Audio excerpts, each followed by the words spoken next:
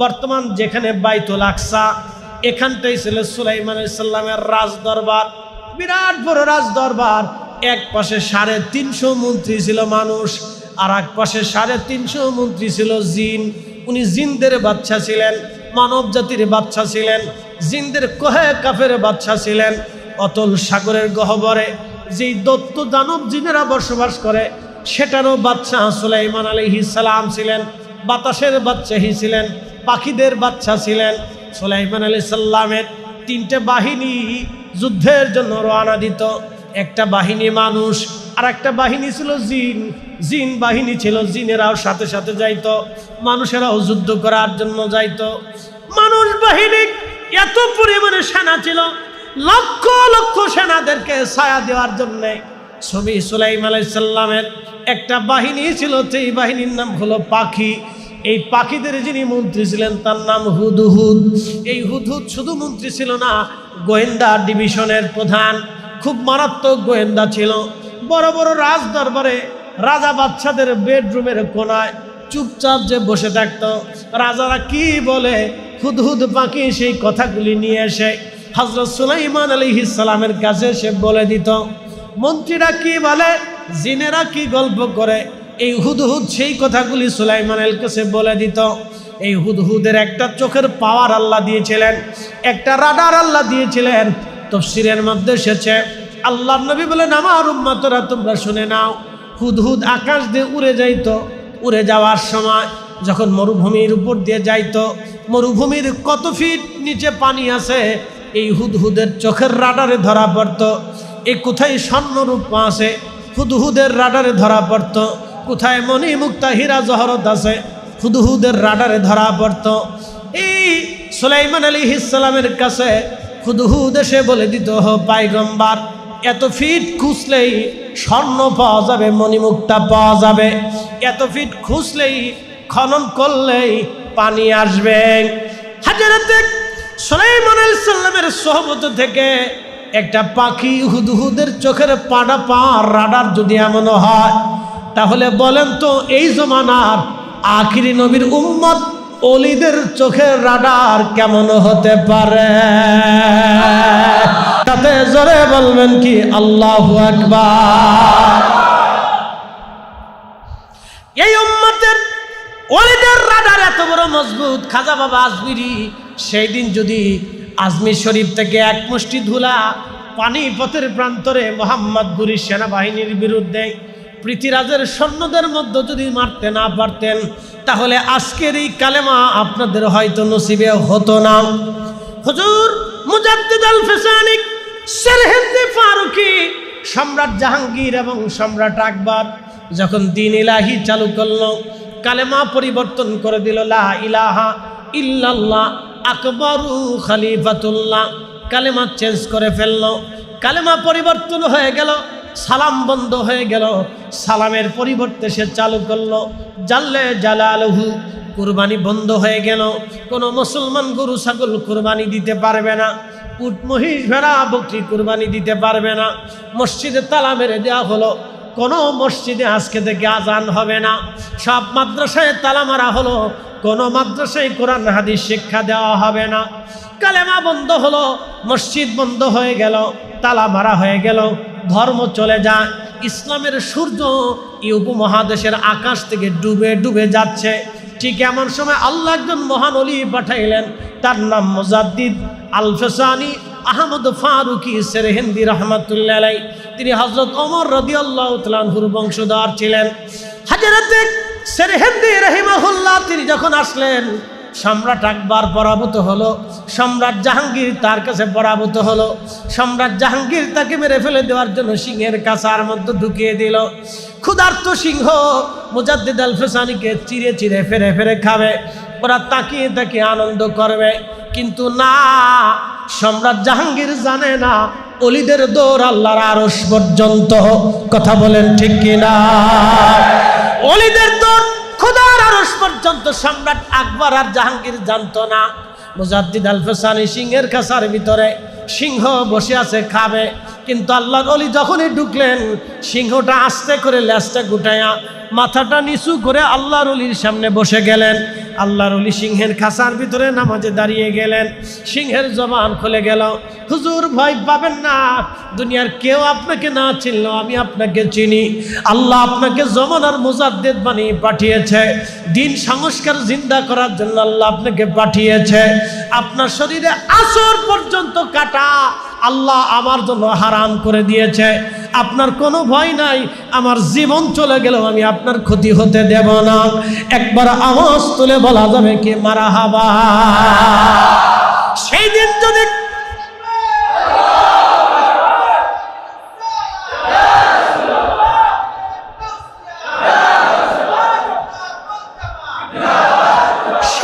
যদি মুজাদ্দিদ আল ফিসানি সেরহিন্দি রাহমাতুল্লাহ আলাইহি সিংহের খাঁচার ভিতরে সিংহের কবলে যদি পড়ে যান, সিংহ যদি তাকে খেয়ে ফেলতো, তাহলে আজকের এই কালেমা আপনার নসিবে হতো না। কালেমা লা ইলাহা ইল্লাল্লাহ মুহাম্মাদুর রাসূলুল্লাহ সাল্লাল্লাহু আলাইহি ওয়াসাল্লাম, এই কালেমা আর থাকতো না। কালেমা হয়ে যেত লা ইলাহা ইল্লাল্লাহ আকবারু খলিফাতুল্লাহ, কালেমার প্রচলন হয়ে যাইত। আল্লাহর ওলি সিংহের খাঁচার ভিতরে নামাজ পড়লেন। এই জন্য ওলিরা আগের জমানার ওলি আর এই জমানার ওলি এক না। আগের জমানার ওলিদের থেকে এই জমানার ওলিদের আল্লাহ 70 গুণ মর্যাদা দিয়েছেন। এই জন্য আমরা আহলে সুন্নাত ওয়াল জামাতের অনুসারীরা আমরা ওলিদেরকে ভালোবাসি। নিজের জন্য না আল্লাহর জন্য? একসাথে বলেন, কার জন্য? আমরা আল্লাহর ওলিদেরকে আল্লাহর জন্য ভালোবাসি। শাহজালাল ইয়ামানি মুজাররিদি রাহমাতুল্লাহ আলাইহি সেই দিন যদি তিনি জায়নামাজ সুরমা নদীর উপরে বিছাইতে না পারতেন, তাহলে আজকের ইসলাম আপনাদের নসিবে হতো না। মালয়েশিয়া গেলাম, হুজুর গাউসে পাকের আওলাদ হযরত আল্লামা ইমাম ইসমাইল বুগদাদি আল হাসানি আল হুসাইনি কারি সাহেব হুজুর হয়তো বিদেশ সফর করেন। আপনারা যারা কোনোদিন যদি যান, মালয়েশিয়া প্রবাসী যদি থাকেন, তাহলে পোলাও বসার মালাক্কা প্রণালীর একেবারে ছোট্ট দ্বীপ পোলাও বসার, খুবই সুন্দর চমৎকার। গেলাম আমি মাজার জিয়ারত করতে। মালয়েশিয়া সরকার ওই দ্বীপটাকে চাইনিজদের কাছে ইজারা দিয়ে দিল। উদ্দেশ্য হলো চাইনিজরা হোটেল মোটেল পর্যটন কেন্দ্র বানাবে। বুঝতেই তো পারতেছেন, উন্নত বিশ্বের হোটেল মোটেল মানে মদ খাওয়া, নাচানাচি করা, বার হাউস, আনন্দ ফুর্তি করা, জেনা করা। বন্ধু খুব মনোযোগ দিয়ে শুনবেন, হোটেল মোটেল হয়ে গেল, পর্যটন কেন্দ্র হয়ে গেল। খুবই চমৎকার করে দ্বীপটাকে সাজানো হলো। চাইনিজরা উদ্ভাবন করলো, কিন্তু পানি আসে না। একসাথে বলেন আল্লাহু আকবার।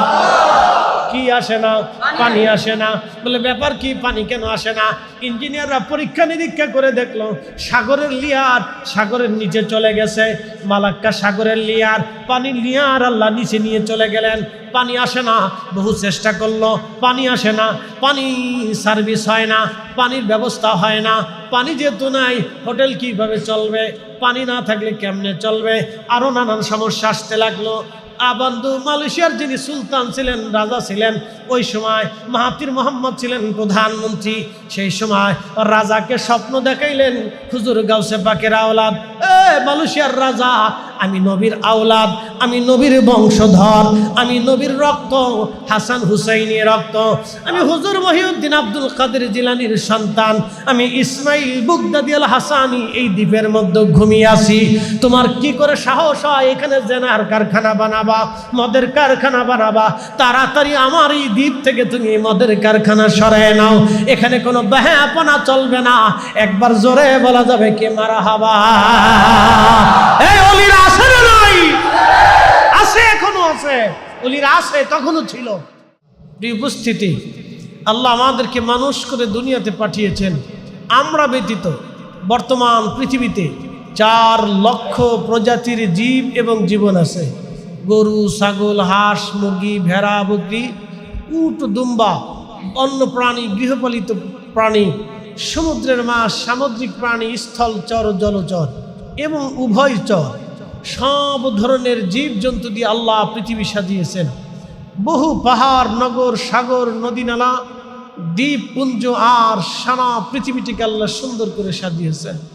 কয়েকদিন আগে মালদ্বীপ সফরে ছিলাম। ছোট্ট করে বলে দিয়ে যাই, ভারত মহাসাগরের গভীরের এক ছোট্ট দেশ মালদ্বীপ।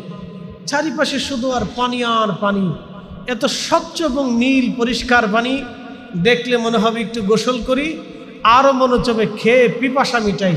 কিন্তু এক গ্লাস পানি খেলে আপনাকে হসপিটাল পর্যন্ত নিয়ে যাওয়ার সুযোগ নেই, এত লুনা। অথচ স্বচ্ছ নীল পানি, 10 হাত গভীরেও একটা মাছ ঘুরে বেড়াচ্ছে দেখা যায়, এত পরিষ্কার। 1200 ছোট ছোট দ্বীপ দিয়ে একটা গঠিত দেশ, এটার নাম মালদ্বীপ। এটার নাম মালদ্বীপ। ধান চাষ হয় না, গম চাষ হয় না, আপনার তেল নাই, গ্যাস নাই, কয়লা নাই, পাহাড় নাই, পর্বত নাই, ঝর্ণা নাই, ফলের বাগান নাই, কিচ্ছু নেই, শুধু নারকেল গাছ আছে। এই ছোট্ট একটা দ্বীপের ভিতরে ঢুকে যেয়ে দেখলাম তারা কত উন্নত। আমাদের 6 টাকা আর তাদের 1 টাকা, 6 টাকার সমান তাদের 1 টাকা। 100% মুসলমানের ভিতরে 90-99 জনকে দেখলাম মাথায় কোনো টুপি নেই, মাথায় কোনো টুপি নেই। কিন্তু আশ্চর্য হবেন, মিথ্যা বলে না, মানুষকে ধোঁকা দেয় না, ছগলখুরি করে না, অন্যায় করে না, খাবারে ভেজাল দেয় না, বিষ মিশায় না, গ্রাম্য পলিটিক্স নাই। কে কারে বাস দিবে, কে কার বিয়ে ভাঙবে, কার মায়ের বিয়ে ভাঙবে, কার বউর সংসার ভাঙবে, কারে একটা মামলা দিবে, কারে মিথ্যা মামলা দিবে, কার ফুলারে গাঁজা খাওয়াবে, আফিম খাওয়াবে, নেশা করাবে, কিচ্ছু নাই। একটা ফ্রেশ দেশ। একসাথে বলবেন না মারহাবা। কুনতুম খায়রা উম্মাতিন উখরিজাত লিন-নাসি তা'মুরুনা বিল মা'রুফি ওয়া তানহাউনা আনিল মুনকার। রব্বুল আলামিন মহাগ্রন্থ পবিত্র কোরআনের ভাষায় আমার আল্লাহ বলে দিলেন, তোমরা শ্রেষ্ঠ জাতি, শ্রেষ্ঠত্ব তোমাদেরকে দিলাম। দুনিয়াতে তোমরা 2টা কাজ করবা, তা'মুরুনা বিল মা'রুফ, মানুষদেরকে ভালো কাজের দিকে দাওয়াত দেবা, ওয়া তানহাউনা আনিল মুনকার, খারাপ কাজ থেকে তোমরা ফেরাবা। আমাদের সবার দায়িত্ব মানুষদেরকে ভালো কাজের দিকে দাওয়াত দেওয়া। আমাদের সবারই দায়িত্ব ছিল মানুষদেরকে ভালো কাজের দাওয়াত দেওয়া। আল্লাহর নবী বললেন, তোমার কারণে যদি একজন বান্দা নামাজি হয়, যতদিন পর্যন্ত সে নামাজ পড়বে ততদিন পর্যন্ত আমার রব আমার আল্লাহ ওই বান্দার আমল নামায় নামাজের নেকি লিখতে থাকবে। জোরে বলেন সুবহানাল্লাহ। আজকে আপনাদেরকে এখানে দাওয়াত করে আনা হয়েছে না? আপনারা আসছেন না?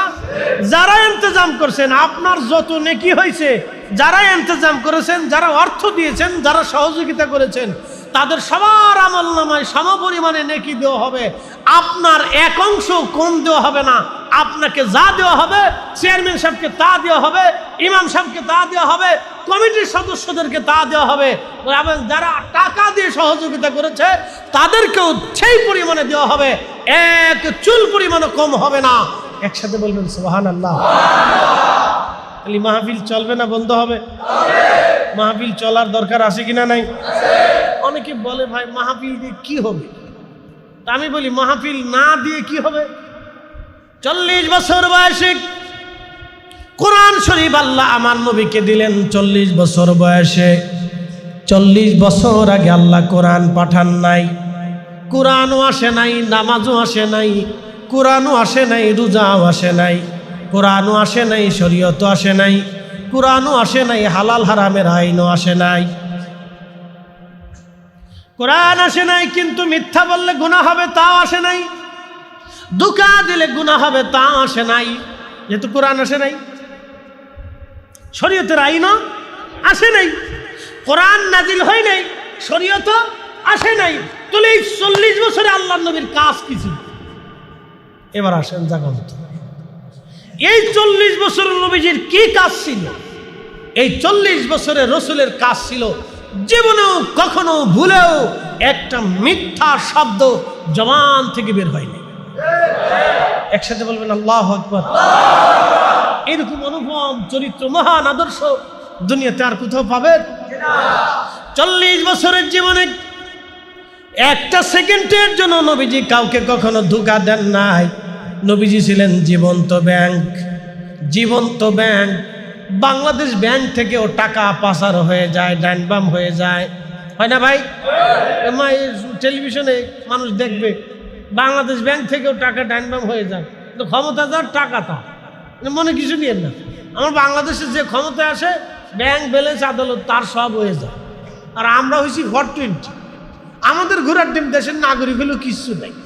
আমরা কতদূর খালি খালি ভাত খাই আর ঘুমাই আর বাথরুম করি না, আমরা কিছু নেই। যে ক্ষমতা আসে ব্যাংক ব্যালেন্স আদালত পুলিশ আর্মি সেনাবাহিনী বিজিবি বিডিআর সব তার হয়ে যায়। আমরা কিছু নেই। বাংলাদেশ ব্যাংক থেকেও টাকা ডাইনবাম হতে পারে, কিন্তু আমার বিশ্ব ব্যাংক থেকেও টাকা ডাইনবাম হতে পারে, সুইস ব্যাংক থেকেও টাকা ডাইনবাম হতে পারে। কিন্তু রাসূল করিম এমন এক জীবন্ত ব্যাংক ছিলেন, মক্কার মানুষ জাহিলিয়াতের জমানাতে বলতো আল আমিন বিশ্বাসী, জাহিলিয়াতের নিকৃষ্ট মানুষও বলতো আল আমিন বিশ্বাসী। যারা দিন দুপুরে মানুষ জবাই করত তারাও বলতো আল আমিন বিশ্বাসী। যারা মানুষের সামনে নিজের জীবন্ত কন্যাকে মাটির ভিতরে জীবন্ত কবর দিত তারাও বলতো আল আমিন। যারা মক্কার হারামের শরীফের আল্লাহর বাইতুল্লাহর চারপাশে তাদের স্ত্রীদেরকে উলঙ্গ করে তাওয়াফ করাইতো তারাও বলতো আল আমিন। যারা নিজের স্ত্রীকে হাসতে হাসতে অন্য পুরুষের কাছে জেনা করতে পাঠাইতো টাকার জন্য তারাও সেই দিন নবীকে বলতো আল আমিন। তিনি এত বড় আল আমিন ছিলেন যে এক চুল পরিমাণ সম্পদ কারো ডান বাম করতেন না। যে যাহা নবীজির কাছে আমানত দিত আল্লাহ নবী ঠিক সেইভাবেই প্যাকেট করে তার হাতে আমানতগুলি আবার ফিরিয়ে দিত। আমরা কি সে আদর্শ নিতে পারছি? নিতে পারিনি। আমি মাঝে মধ্যে বলি আমাদের দেশ থেকে, আমরা সৌদি থেকে, মধ্যপ্রাচ্য থেকে, রসুলের দরবার থেকে কালেমা আনছি, কিন্তু নবীর আদর্শ আনতে পারি নাই। আর ইউরোপিয়ানরা নবীর কালেমা নেয় নাই, কিন্তু আদর্শ নিয়ে গেছে। হ্যাঁ, ওরা অরিজিনালটা নিয়ে গেছে, যেন ওরা সুখী, ওদের টাকার অভাব নাই, পয়সার অভাব নাই, ঝামেলা নাই, খাবারে ভেজাল নাই। ওরা 100 বছরে হাঁটে, 100 বছরের বেডি ও দেশে সাইকেল চালা। আর আমরা দেশের 60 বছরের বেডি, তার দিকে তাকানো যায় না। হেরে এই হুইল চেয়ারে করে ঠেলতে ঠেলতে হসপিটালে নিতে নিতে সকালবেলা 1 বস্তা ওষুধ তার লাগে। আর ও দেশের 100 বছরের বেডি সাইকেল চালায়। কেন জানেন? খাবারে ভেজাল নাই, বাতাসে ভেজাল নাই, পানিতে ভেজাল নাই, কথায় ভেজাল নাই, কাজে ভেজাল নাই, দুশ্চিন্তা নাই, চিন্তা নাই। আমাদের দেশের মহিলারা বাচ্চা কাচ্চা হওয়ার পরে চিন্তা করো কি খাওয়াবো কি, ব্যবসা দিব কি, কাজ দিব কি, ওর উপার্জন হবে কি। একটা মার চিন্তা করতে করতে জীবন শেষ হয়ে যায়। কি কথা কন না কেন? চিন্তা করতে করতে জীবন শেষ। জীবনের প্রয়োজনে কয়টা কথা বললাম, বুঝে সুঝে বাড়ি যে হিসাব করেন যে ফরিদি হুজুর কি বলছিল ঠিক কিনা, তো বুঝবেন যে না আমি ঠিকই বলছি। খালি ওয়াজ শুনে চলে গেলে হবে না, এটা বাস্তবমুখী কিছু কথা আপনাদেরকে শোনাই। 40 বছরের জিন্দেগি ফলো করেন তো। তিনি এমন এক মান্যবর, মহামান্যবর। আল্লাহ কোরআনে বললেন মাইয়ুতির রাসূলা ফাকাদ আতা আল্লাহ। হে বান্দারা শুনে রাখো, আমার নবী মানলেই আমি আল্লাহ মানা হয়ে যাব। আসতে হয়ে গেল না? জোরে বলেন। নবী মানলে কাকে মানা হয়? নবী মানলে কাকে মানা হয়? ওনার ভুল আছে, খাতা আছে? উনি দুনিয়ার অন্য কোনো মানুষের মতো, অন্য কোনো কর্মজীবীর মতো, অন্য কোনো কাজের মতো, দুনিয়ার কোনো কাজের সাথে ওনাকে তুলনা দেওয়া হবে? অথচ বলে ফেললেন উনি সাংবাদিক।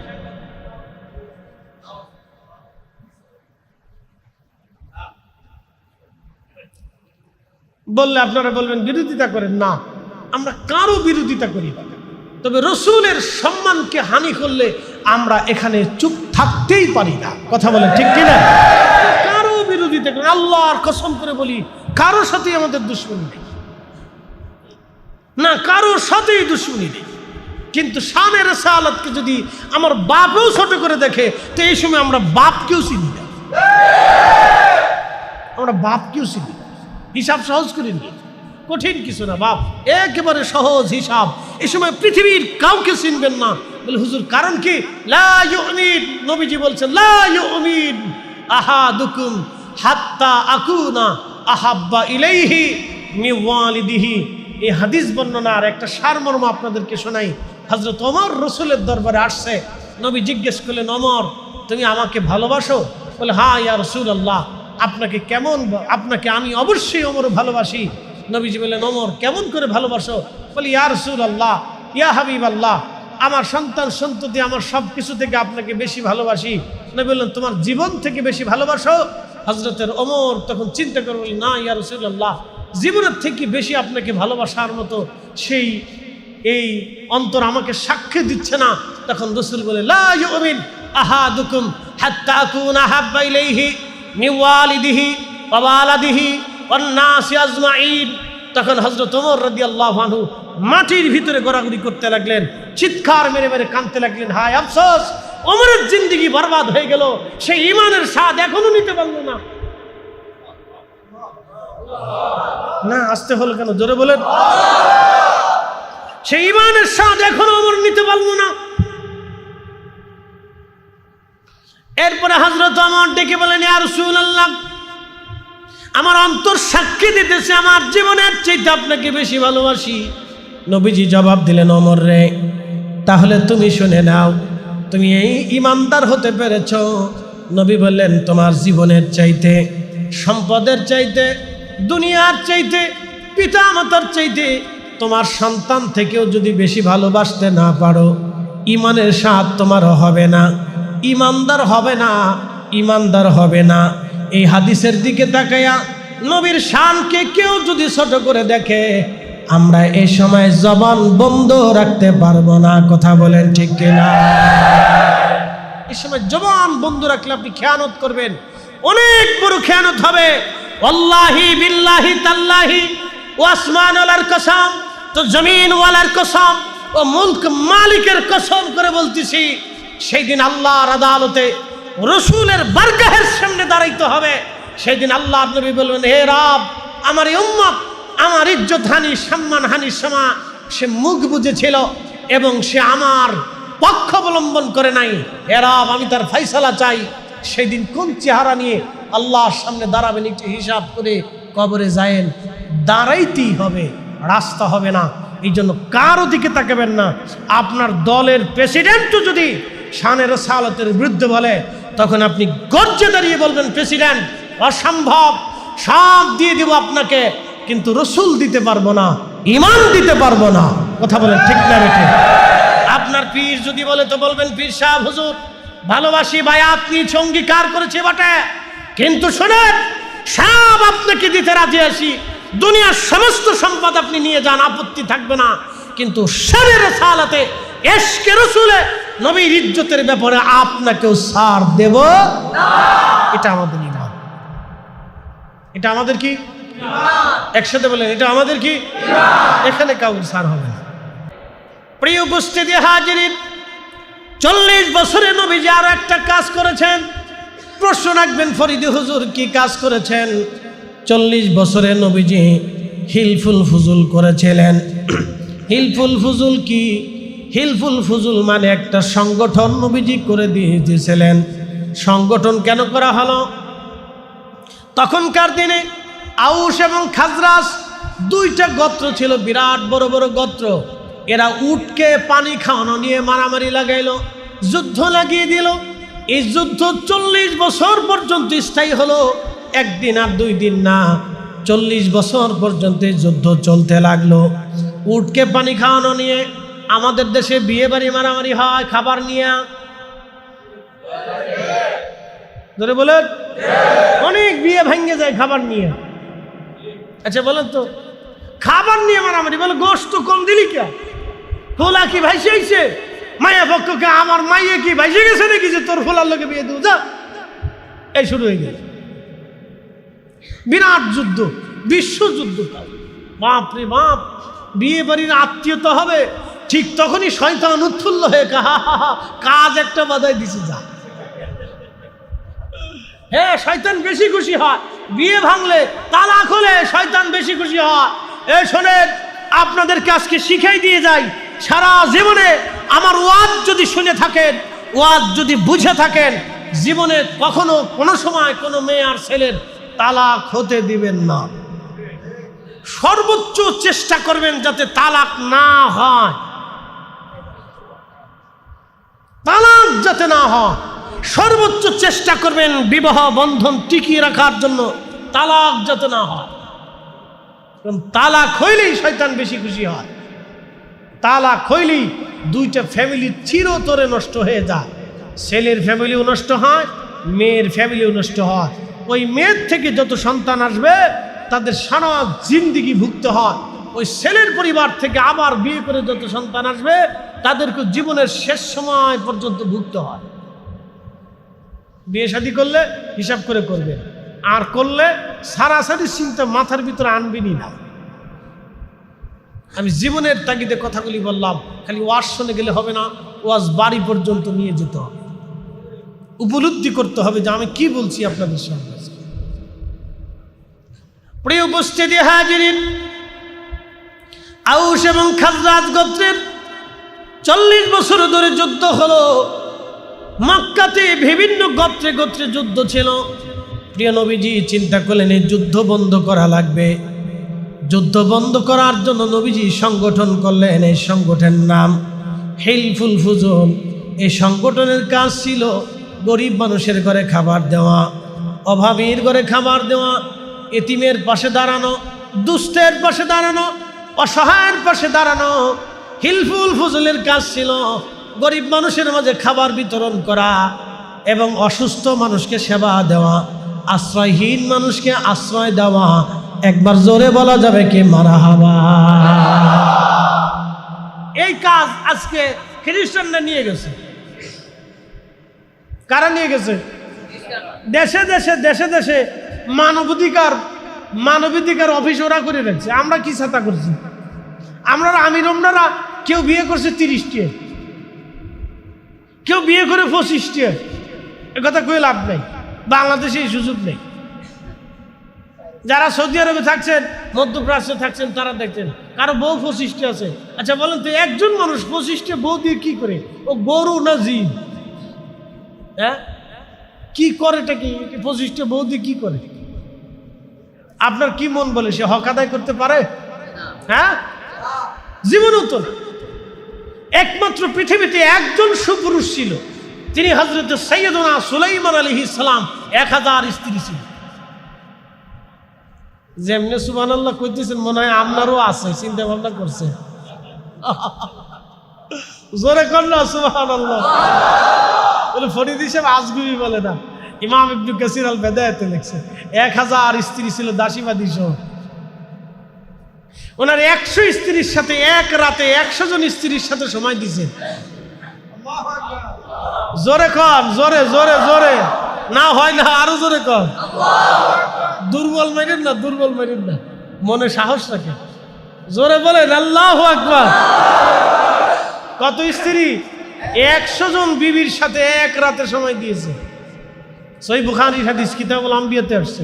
আমি বানান্য গল্প বলতেছি না, আল্লাহর মেহবুব নিজে বলেছেন 100 স্ত্রীর সাথে সময় দিয়েছেন। সুপুরুষ ছিলেন। নবীজি বললেন সুপুরুষ ছিলেন, একটা বেড়া ছিলেন। 100 স্ত্রীর সাথে এক রাতে সময় দিয়েছেন। এখন আপনাকে যদি জিজ্ঞেস করি 12 ঘন্টার রাত তো এবার ভাগ করেন, 100 জনকে কিভাবে ভাগ করবেন? আপনি ভাগ করে দেন। এটা মুজেজা।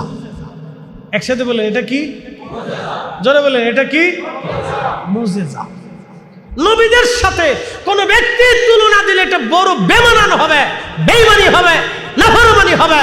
কথা বলেন ঠিক না বেটে? আমার নবীজির স্ত্রী, আমাদের মা কয়জন ছিল? 11 জন। একসাথে বলবেন না মারহাবা? কতজন ছিল? 11 জন মা ছিল আমাদের। কতজন মা? 11 জন মা ছিল। আমাদের আম্মা ছিলেন 11 জন। আমি আমার মসজিদে, হাউজিং মসজিদে একদিন দাঁড়া বললাম, ভাইরে আপনারা তো অনেকেই রসুলকে নিজেদের মতো ভাবেন, তা আমার নবীজির 11 জন স্ত্রী, আমাদের 11 জন আম্মা ছিলেন, তা আপনারা যদি সম্ভব হয় তো 11 জন স্ত্রী গ্রহণ করেন। 6 মাস পরে যদি বুড়িগঙ্গার পানির ভিতরে না চুবাইছে তো আমি গরিবাদ দিয়ে চুরি করব।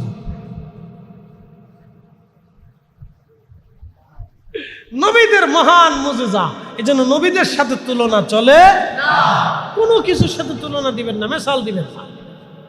দিলেও শ্রেষ্ঠত্বের আসনে রাখবেন, শ্রেষ্ঠত্বের আসন দিয়ে মেসাল দিবেন। প্রিয় উপস্থিতি হাজিরিন, অনেকগুলি কথা বললাম, হিলফুল ফুজুল নবী করলেন। এই সংগঠনটা করে নবীজি আর্ত মানবতার সেবা করলেন। আমাদের যুবকদের কাজ কি ছিল? আমাদের তরুণদের কাজ ছিল এইভাবে আর্ত মানবতার সেবা করা, গরিব দুঃখীদের ঘরে খাবার দেওয়া, অসুস্থ মানুষের সেবা দেওয়া।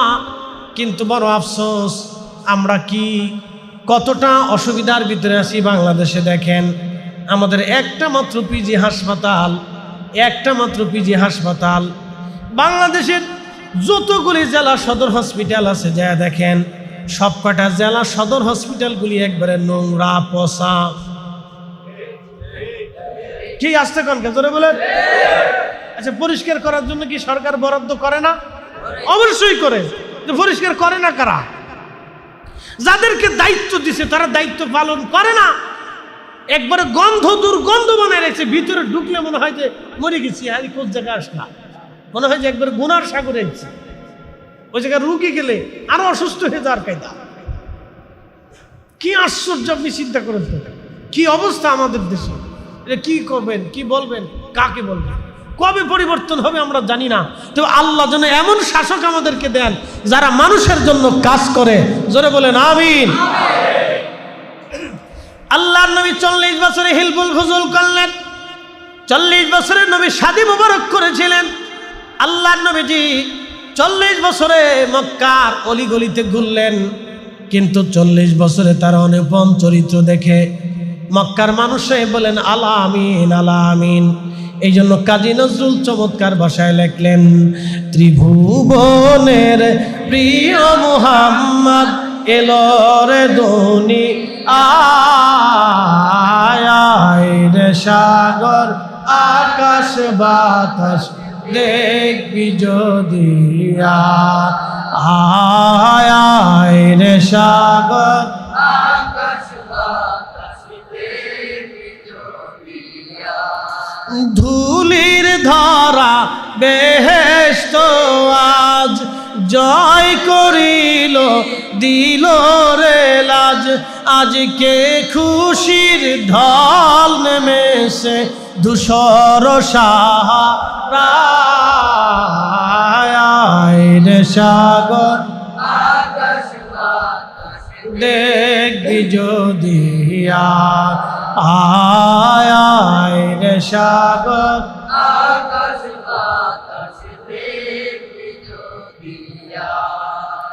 প্রিয় উপস্থিতি, 40 বছরের জীবনের মুক্তাসার একটা পাঠ আমি আপনাদেরকে শোনাইলাম। 40টা বছর নবীজি চলে যাওয়ার পরে কোরআন নাজিল হলো। কোরআন আসার পরে শরীয়ত আসলো, নামাজ আসলো, রোজা আসলো, হজ আসলো, যাকাত আসলো, আনুষঙ্গিক ইবাদত, সুন্নত, মুস্তাহাব, ওয়াজিব, ফরজ এগুলি আসতে লাগলো। 40 বছরে পরে যে কোরআন আসলো, বিধান আসলো, শরীয়ত আসলো। কিন্তু এই 40 বছরে নবীজির অনুপম চরিত্রের আধার ছিলেন। এই জন্য হাসান বিন সাবিত কবিতার ছন্দ দিয়ে তিনি লিখলেন, ইন্নাকা উলিতা মুবাররান মিন কুল্লি আইব কাআন্নাকা কদ খুলিকতা কামা তাশা। নবীজি, আপনি দুনিয়াতে এসেছেন, আপনার আগে পরে কোনো অপরাধ নাই, কোনো আইব নাই, কোনো দোষ নাই, কোনো ত্রুটি নাই, কোনো খাতা নাই, কোনো ভুল নাই। আর আপনার এই পবিত্র সুন্দর অবয়ব, আপনার এই জিসম সৃষ্টি করার আগে মনে হয় আমার রব, আমার আল্লাহ আপনার সাথে পরামর্শ করে নিয়েছিল। একবার জোরে বলা যাবে কি মারহাবা? আল্লাহুম্মা সাল্লি আলা। মাশাআল্লাহ, আল্লাহু আকবার। ওয়া আলা আলি সাইয়্যিদিনা।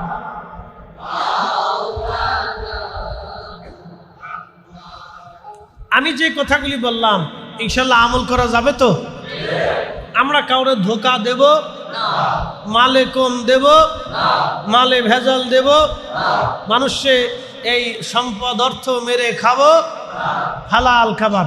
আপনারা আজকে চিন্তা করলেন যে হুজুরের ওয়াজ শুনলাম, হুজুরের ওয়াজ ভালা, তো হুজুর তো দোয়া করে চলে যাবে, এরপরে আজকে সারা রাত মসজিদে নামাজ পড়বো, আজকের নামাজ সারতাম না। তো নামাজে দাঁড়াইছেন, সারা রাত নামাজ পড়লেন, তাহাজ্জুদ পড়লেন, ফজর পড়লেন, কিন্তু ওযু নাই। বলেন নামাজ হবে? তো ওযু ছাড়া যেমন নামাজ হয় না, হালাল খাবার ব্যতীত ইবাদত কবুল হয় না। একসাথে বলেন, হয় হয় হয়। আচ্ছা বলেন, যারা খাবারের ভিতরে ভেজাল দিয়ে বেশি অর্থ কামাই করে, রুটি রুজি কামাই করে, ওরা যারা হজে যায়, তার হজের অবস্থা কি? না, একসাথে বলেন, জোরে বলেন। তার গরুর গোশতের অবস্থা কি? শুয়োরের গোশত আর গরুর গোশতের মধ্যে কোনো তফাৎ আছে? যারা ঘুষ খায়, বলেন তার খাসির গোশতের অবস্থা কি? খাসির গোশত আর কুকুরের গোশতের মধ্যে কোনো পার্থক্য আছে? বলে এটাও হারাম, ওটাও হারাম, এটাও হারাম, ওটাও হারাম। এই লোকে যদি হজ করে, তাহলে হজ কি হবে? একসাথে বলেন, হবে। রোজা রাখার পরে সন্ধ্যাবেলা শুধু বিরিয়ানি দিয়ে ইফতার করে, তার রোজা হবে? বলে কারণ কি? ইফতারি ভেজাল, খাবারে ভেজাল, পানিতে ভেজাল, কাপড়ে ভেজাল, টুপিতে ভেজাল, পোশাকে ভেজাল, পায়জামায় ভেজাল, লুঙ্গিতে ভেজাল, পানিতে ভেজাল, খাবারে ভেজাল। তার মানে রক্তের ভিতরে ভেজাল, ফেসফে ভেজাল, কলিজায় ভেজাল, গোশতে ভেজাল, দেহে ভেজাল, চোখে ভেজাল, কানে ভেজাল, জবানে ভেজাল, হাতে ভেজাল, পায়ে ভেজাল, মাথায় ভেজাল, চুলে ভেজাল, সব জায়গায় তার ভেজাল। আল্লাহর নবী বললেন সহিহ মুসলিমে, আমার উম্মত বলো তো, এই সময় যদি আমার এই উম্মত কঠিন মরুভূমির ভিতরে পইরা একেবারে মুসাফির হইয়া সে আল্লাহর দরবারে কাকুতি মিনতি করে বলে, হে রব, ইয়া রব, ইয়া রব, ইয়া রব, তার খাবারে ভেজাল, পানিতে ভেজাল, কাপড়ে ভেজাল, বলো আমার উম্মত তার দোয়া কি করে কবুল হবে? শেষ। তাহলে আমার আসল ওয়াজ বুঝতে পারছেন? আসল ওয়াজ বুঝে যান। আসল ওয়াজ এটা। ফরিদি সাহেবের মতো অলম্ব পাগড়ি মাথায় দিয়ে রাস্তায় চললো, কাজ হবে না যদি খাবারে ভেজাল হয়। কে আসতে কোন কেন জোরে বলে? কাজ হবে না গো, কাজ হবে না। ওয়াজ জাগা মতো দিয়ে দিচ্ছে, জাগা মতো ওয়াজ চলে গেছে। যদি পারেন এই আমলটা করবেন, যদি পারেন তো আমল করবেন। হুজুর জীবনের তোরে আর কখনো কোনোদিনও হারামের কাছেই যাব না, এটা হলো অরিজিনাল কাজ। তাহলে আপনার সারা জিন্দেগির সারা দিন পরে যদি একবারও আল্লাহ বলেন, তা বহুত পরিমাণ হবে। আর যদি হারাম খাইয়া সারা রাত ভরেও যদি মসজিদে বসে আল্লাহ আল্লাহ আল্লাহ আল্লাহ আল্লাহ আল্লাহ আল্লাহ করেন, একটা ডাকু আল্লাহর দরবারে কবুল হবে না। কি আসতে বলেন কেন জোরে বলেন? কথা বুঝাইতে পারছি আপনাদেরকে? এখন প্রশ্ন করবেন, ফরিদি হুজুর হারাম খেয়ে ফেলছি, ভয় নাই, আল্লাহ বান্দাকে মাহরুম করে না। এই কোরআনে আল্লাহ বান্দাকে মাহরুম করে দেয়নি, এই জন্য আমিও আপনাকে মাহরুম করবো। হুজুর খেয়ে ফেলছি, ভয় নাই। হয়ে গেছে অপরাধ, ভয় নাই। বলে কারণ কি? এই কোরআন আল্লাহ সুসংবাদ দিচ্ছে। قل يا عبادي الذين اسرفوا على أنفسهم لا تقنطوا من رحمة الله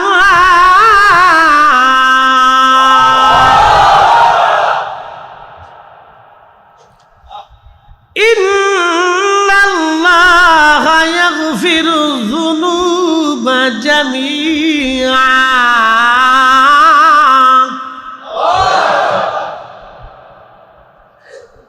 কখনো তোমাকে যদি ভুলি, হেদায়েতের আলো জেলে নিয় কাছে তুলি, ঠাঁই দিও প্রিয়তম ও গো মহিয়ান, তুমি রহমান, তুমি মেহেরবান, অন্ধ গাহে না শুধু তোমারি গুণগান, অন্ধ গাহে না শুধু তোমারি গুণগান, বুঝেও বুঝে না তবু শান, তুমি রহমান তুমি মেহেরবান।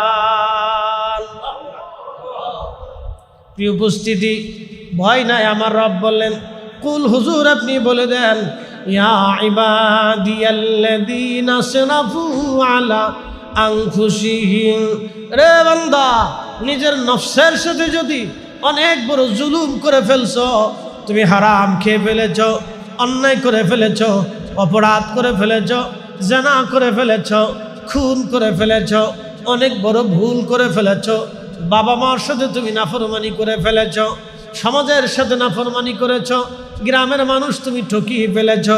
বান্দা, চিন্তার কোনো কারণ নাই, ভয়ের কোনো কারণ নাই। লা তাকনাতু মির রাহমাতিল্লাহ। তোমার গুনার পাহাড় যদি একেবারে 7 আসমান 7 জমিন পর্যন্ত একেবারে ভরেও যায়, তাও তুমি চিন্তা করিও না, আমার রহমত থেকে তুমি নিরাশ হও না। ইন্নাল্লাহা ইয়াগফিরুয যুনুবা জামিআ, নিশ্চয় অবশ্যই আমি রব্বুল আলামিন তোমার জীবনের সমস্ত গুনাহগুলি আমি আল্লাহ মাফ করে দেব। ঠিক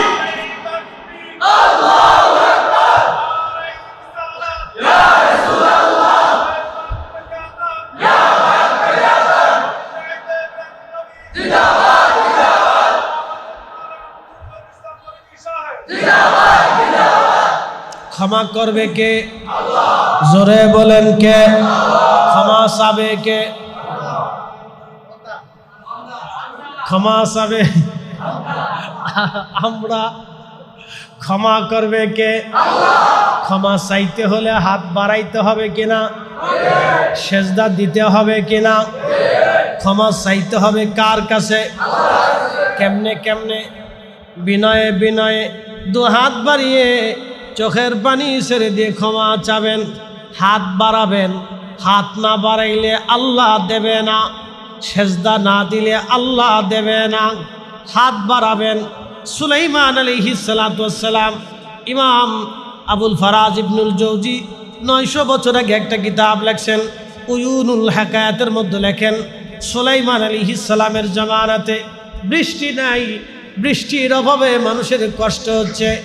সমস্ত লোকেরা এসে বলল, নবী সুলাইমান, দুনিয়ার বাদশাহী আল্লাহ আপনাকে দিয়েছে, তামাম পৃথিবীর বাদশা আল্লাহ আপনাকে বানিয়েছে, হুজুর বৃষ্টি নাই, আপনি আল্লাহর কাছে বলে বৃষ্টি এনে দেন।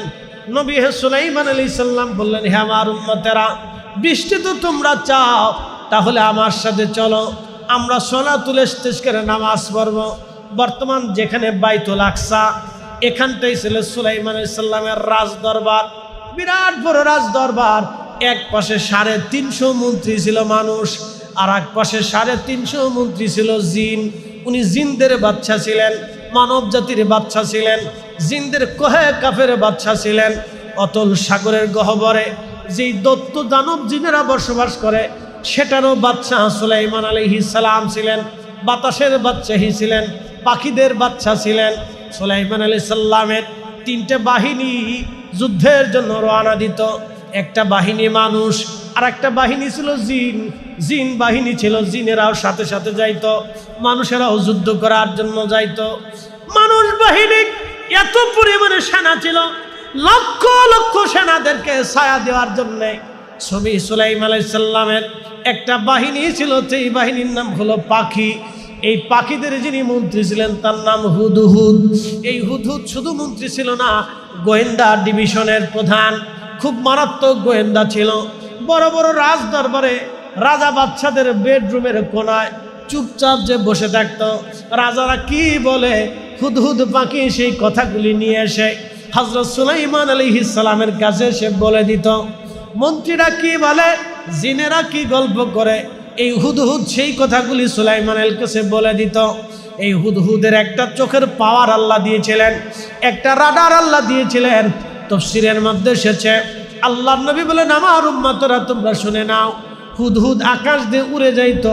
উড়ে যাওয়ার সময় যখন মরুভূমির উপর দিয়ে যাইতো, মরুভূমির কত ফিট নিচে পানি আছে এই হুদহুদের চোখের রাডারে ধরা পড়তো।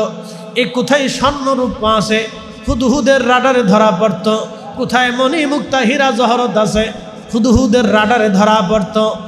এই সুলাইমান আলাইহিস সালামের কাছে হুদহুদ এসে বলে দিত, পয়গম্বর, এত ফিট খুঁজলেই স্বর্ণ পাওয়া যাবে, মণিমুক্তা পাওয়া যাবে, এত ফিট খুঁজলেই খনন করলেই পানি আসবে। হযরত সুলাইমান আলাইহিস সালামের সোহবত থেকে একটা পাখি হুদহুদের চোখের পাড়া পার রাডার যদি এমন হয়, তাহলে বলেন তো এই জমানার আখিরি নবীর উম্মত ওলিদের চোখের রাডার কেমন হতে পারে? তাতে জোরে বলবেন কি আল্লাহু আকবার। এই উম্মতের ওলিদের রাডার এত বড় মজবুত, খাজা বাবা আজমিরি সেই দিন যদি আজমির শরীফ থেকে এক মুষ্টি ধুলা পানিপথের প্রান্তরে মোহাম্মদ গুরি সেনাবাহিনীর বিরুদ্ধে পৃথিরাজের সৈন্যদের মধ্যে যদি মারতে না পারতেন, তাহলে আজকের এই কালেমা আপনাদের হয়তো নসিবে হতো না। হুজুর মুজাদ্দিদ আল ফিসানি সেরহিন্দি ফারুকি, সম্রাট জাহাঙ্গীর এবং সম্রাট আকবর যখন দ্বীন ইলাহি চালু করলো, কালেমা পরিবর্তন করে দিল, লা ইলাহা ইল্লাল্লাহ আকবরু খলিফাতুল্লাহ, কালেমা চেঞ্জ করে ফেললো। কালেমা পরিবর্তন হয়ে গেল, সালাম বন্ধ হয়ে গেল, সালামের পরিবর্তে সে চালু করলো জাল্লে জালালহু, কুরবানি বন্ধ হয়ে গেল। কোনো মুসলমান গরু ছাগল কুরবানি দিতে পারবে না, উট মহিষ ভেড়া বকরি কুরবানি দিতে পারবে না। মসজিদে তালা মেরে দেওয়া হলো, কোনো মসজিদে আজকে থেকে আজান হবে না। সব মাদ্রাসায় তালা মারা হলো, কোনো মাদ্রাসায় কোরআন হাদিস শিক্ষা দেওয়া হবে না। কালেমা বন্ধ হলো, মসজিদ বন্ধ হয়ে গেল, তালা মারা হয়ে গেল, ধর্ম চলে যায়। ইসলামের সূর্য এই উপমহাদেশের আকাশ থেকে ডুবে ডুবে যাচ্ছে। ঠিক এমন সময় আল্লাহ একজন মহান ওলি পাঠাইলেন, তার নাম মুজাদ্দিদ আল ফিসানি আহমদ ফারুকি সেরহিন্দি রহমাতুল্লাহ আলাইহি। তিনি হযরত ওমর রাদিয়াল্লাহু তাআলা আনহুর বংশধর ছিলেন। হযরত সেরহিন্দি রাহিমাহুল্লাহ তিনি যখন আসলেন, সম্রাট আকবর পরাভূত হলো, সম্রাট জাহাঙ্গীর তার কাছে পরাভূত হলো। সম্রাট জাহাঙ্গীর তাকে মেরে ফেলে দেওয়ার জন্য সিংহের কাছার মধ্যে ঢুকিয়ে দিল। ক্ষুধার্ত সিংহ মুজাদ্দিদ আল ফিসানিকে চিরে চিরে ফেরে ফেরে খাবে, ওরা তাকিয়ে তাকিয়ে আনন্দ করবে। কিন্তু না, সম্রাট জাহাঙ্গীর জানে না ওলিদের দৌড় আল্লাহর আরশ পর্যন্ত। কথা বলেন ঠিক কিনা? ওলিদের দৌড় খোদার আরশ পর্যন্ত সম্রাট আকবর আর জাহাঙ্গীর জানতো না। মুজাদ্দিদ আল ফিসানি সিংহের কাছার ভিতরে, সিংহ বসে আছে খাবে, কিন্তু আল্লাহর ওলি যখনই ঢুকলেন, সিংহটা আস্তে করে লেজটা গুটায়া মাথাটা নিচু করে আল্লাহর ওলির সামনে বসে গেলেন। আল্লাহর ওলি সিংহের খাঁচার ভিতরে নামাজে দাঁড়িয়ে গেলেন। সিংহের জবান খুলে গেল, হুজুর ভয় পাবেন না, দুনিয়ার কেউ আপনাকে না চিনলেও আমি আপনাকে চিনি। আল্লাহ আপনাকে জমানার মুজাদ্দিদ বানিয়ে পাঠিয়েছে, দিন সংস্কার জিন্দা করার জন্য আল্লাহ আপনাকে পাঠিয়েছে। আপনার শরীরে আসর পর্যন্ত কাটা আল্লাহ আমার জন্য হারাম করে দিয়েছে। আপনার কোনো ভয় নাই, আমার জীবন চলে গেলেও আমি আপনার ক্ষতি হতে দেব না। একবার আওয়াজ তুলে বলা যাবে কি মারহাবা? সেই দিন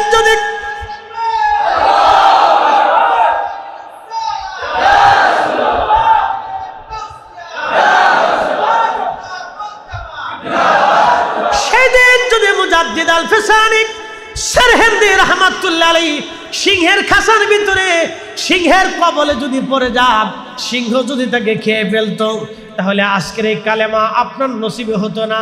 কালেমা লা ইলাহা ইল্লাল্লাহ মুহাম্মাদুর রাসূলুল্লাহ সাল্লাল্লাহু আলাইহি ওয়াসাল্লাম, এই কালেমা আর থাকতো না। কালেমা হয়ে যাইতো লা ইলাহা ইল্লাল্লাহ আকবরু খলিফাতুল্লাহ, কালেমার প্রচলন হয়ে যাইতো। আল্লাহর ওলি সিংহের কাছার ভিতরে নামাজ পড়লেন। এই জন্য ওলিরা আগের জমানার ওলি আর এই জমানার ওলি এক না।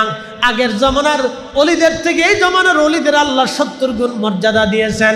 এই জন্য আমরা আহলুস সুন্নাত ওয়াল জামাতের অনুসারীরা আমরা ওলিদেরকে ভালোবাসি। নিজের জন্য না আল্লাহর জন্য? একসাথে বলেন, কার জন্য?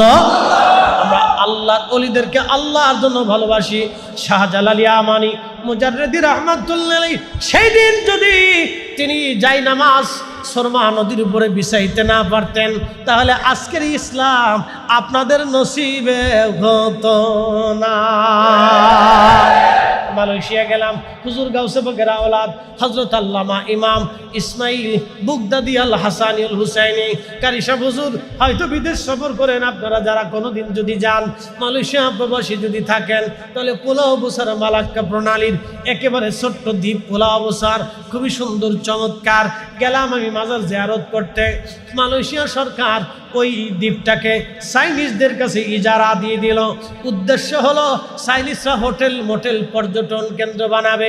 বুঝতেই তো পারতেছেন উন্নত বিশ্বের হোটেল মোটেল মানে মদ খাওয়া, নাচানাচি করা, বার হাউস, আনন্দ ফুর্তি করা, জেনা করা। বন্ধু খুব মনোযোগ দিয়ে শুনবেন, হোটেল মোটেল হয়ে গেল, পর্যটন কেন্দ্র হয়ে গেল। খুবই চমৎকার করে দ্বীপটাকে সাজানো হলো। চাইনিজরা উদ্ভাবন করলো, কিন্তু পানি আসে না। একসাথে বলেন আল্লাহু আকবার। কি আসে না? পানি আসে না। বলে ব্যাপার কি, পানি কেন আসে না? ইঞ্জিনিয়াররা পরীক্ষা নিরীক্ষা করে দেখলো সাগরের লেয়ার সাগরের নিচে চলে গেছে। মালাক্কা সাগরের লেয়ার, পানির লেয়ার আল্লাহ নিচে নিয়ে চলে গেলেন। পানি আসে না। বহু চেষ্টা করলো, পানি আসে না। পানি সার্ভিস হয় না, পানির ব্যবস্থা হয় না। পানি যেহেতু নাই, হোটেল কিভাবে চলবে? পানি না থাকলে কেমনে চলবে? আরও নানান সমস্যা আসতে লাগলো। বন্ধু মালয়েশিয়ার যিনি সুলতান ছিলেন, রাজা ছিলেন, ওই সময় মাহাতির মোহাম্মদ ছিলেন প্রধানমন্ত্রী। সেই সময় রাজাকে স্বপ্ন দেখাইলেন, হুজুর গাউসে পাকের আওলাদ, মালয়েশিয়ার রাজা, আমি নবীর আওলাদ, আমি নবীর বংশধর, আমি নবীর রক্ত, হাসান হুসাইনের রক্ত, আমি হুজুর মহিউদ্দিন আব্দুল কাদের জিলানির সন্তান, আমি ইসমাইল বুগদাদি আল হাসানি এই দ্বীপের মধ্যে ঘুমিয়ে আছি। তোমার কি করে সাহস হয় এখানে জেনার কারখানা বানাবা, মদের কারখানা বানাবা? তাড়াতাড়ি আমার এই দ্বীপ থেকে তুমি মদের কারখানা সরায় নাও, এখানে কোনো বেহাপনা চলবে না। একবার জোরে বলা যাবে কি মারহাবা? এই ওলিরা আছে না নাই? আছে, এখনো আছে। ওলিরা আছে, তখনও ছিল। ইজারা বন্ধ হয়ে গেল, চায়নারা চলে গেল। আমি ঘুরে দেখে আসছি সে হোটেল মোটেল পরিত্যক্ত অবস্থায় পড়ে আছে, এখন আর লোক যায় না। মালয়েশিয়ান সরকার একটা আইন করে দিলেন, এমন আইন করে দিলেন, সুন্দর করে প্লাকার্ডে লিখে দিলেন, এইখানে কোনো পুরুষ এবং নারী একত্রিতভাবে এক জায়গায় বৈশা কোনো যুবক যুবতী ডেটিং করতে পারবে না। যদি কোনো যুবক যুবতী এখানে বসে এই দ্বীপের মধ্যে এক জায়গায় বৈশা এই মাজারের আঙ্গিনার আশেপাশে বৈশা যদি তারা ডেটিং করে তাহলে 1000 রিঙ্গিত জরিমানা ধার্য হয়েছে। বাংলাদেশের কত হাজার হবে? 30,000 টাকা, আরো 6 মাসের জেল জরিমানা হবে। কোনো প্রেসিডেন্টও তাকে ছুটাইতে পারবে না। ওরা আল্লাহর ওলিদের মাজারকে এইভাবে সংরক্ষণ করে রাখছে। একবার জোরে বলা যাবে কি মারহাবা? আর আমরা আছি ভাঙ্গার চিন্তাছি যে ক্ষমতা আসলে ভেঙে দিবেন। সারা জীবন চিন্তা করবেন কিন্তু ক্ষমতা পাবেন না। বলে হুজুর কারণ কি? ক্ষমতা ওলিদের দোয়া আসে, ক্ষমতা ওলিদের দোয়া আসে। কেউ যদি মনে করে যে আমরা ক্ষমতায় আসলে বাংলাদেশের সব মাজার ভাঙ্গিয়ে সমান করে দিব, শুনে রাখেন, স্বপ্ন দেখবেন, ক্ষমতা পাবেন না। না না, ক্ষমতা পাবেন না। বলে কারণ কি? আমি বলে দিয়ে গেলাম, এই ওয়াজ আমার সাক্ষী থাকবে। ক্ষমতা পাবেন না। বলে কারণ কি? ওলিদের দোয়ায় ক্ষমতা আসে। কাদের দোয়া? ওলিদের দোয়া। দুনিয়াতে ওলিদের দোয়ায় ক্ষমতা আসে, ওলিদের দোয়া আসমান থেকে বৃষ্টি আসে, ওলিদের উসিলায় জমিনে শস্য হয়। নতুবা আমরা যেই অপরাধ করি, যেই গুনাহ করি, যেই জঘন্য কাজ করি, এই কাজে আল্লাহ আসমান থেকে বৃষ্টি দেওয়ার কথা না। কি কথা ঠিক আছে না? জঘন্য কাজের শেষ সীমায় পর্যন্ত চলে গেছে, বৃষ্টি আসার কথা না। জঘন্য কাজের শেষ সীমায় পর্যন্ত চলে গেছে, বৃষ্টি আসার কথা না। শুধু ওনাদের দোয়ায় বৃষ্টি আসে, ওনাদের দোয়া বৃষ্টি আসে। পৃথিবীতে আল্লাহ বৃষ্টি দেয় ওনাদের দোয়ার কারণে।